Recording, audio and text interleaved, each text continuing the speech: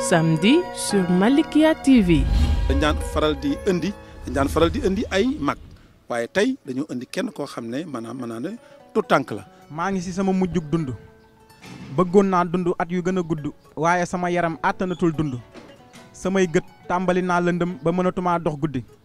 samay tànk dëgëratul samay wagg wàcc na dafa mel ni léegi bu may dox damay sëgg samay gëñ dëgëratul lekk yi ma bëggoon yi ci bari dama koo dëdd xalaatatuma wax ak kenn di ko gëdd ndax fu ma toll maa ngi xalaat kërug dëgg ga guddi gu ma tëddee maa ngi xalaat malaakal mawti fëgg sama bunt rocci sama ruu yóbbu bés penc may xalaat taxawaayu dëgg ga